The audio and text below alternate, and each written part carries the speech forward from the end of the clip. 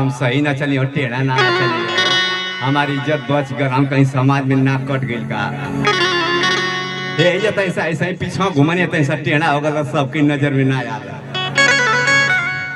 बड़े बड़े धन्यवाद भाभी जी हैं, अब भाभी माँ समान होते हैं और हम इनकर छोट लड़का बाल बच्चा हैं। जब भी कलाकार में रहे तो शायद से हमारे पैदसियों ना भल हुई। अब 25 साल होने में 25 साल होके में हमारे 6 महीना बाकी हमारा भाई पैंसावरी वजन उठा देता तो 25 साल को हो जाती। गलती ना कर कहीं अगर ढोलक वाले मौसा जहाँ भी हों हमारे कान में आवाज जा रही है, उन्हीं के कान में। हाँ जिया हो मौसा जिया, भगवान करे तू जल्दी मर जा। काहे कि हमारे खातिर 20 रुपया ना 20 करोड़।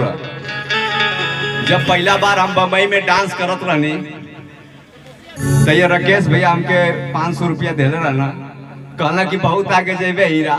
आज वही के मेहरारू के खूंटा में बांध के वहीं तक ले रखले, जौले ओकर तार सड़ ना जाए तोले के साला निकालम ना, जे ये खत्म हो जाए तैया के निकालम।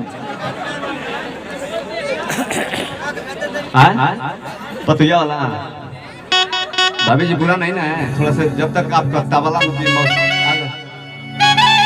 अच्छा अच्छा अच्छा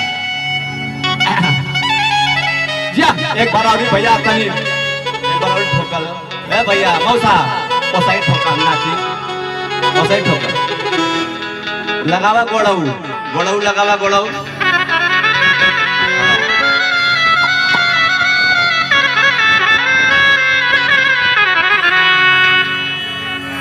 गोड़ऊ ठोका गोड़ऊ।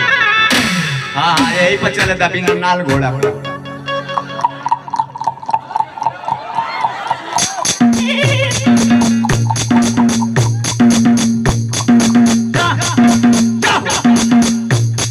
जना सकी हमारी मम्मियों ना सकी है ऐसा बाजा बजत है, बहुत सुकून वाला बाजा बजावत हो। कुछ ससुर पतो ही है के देखत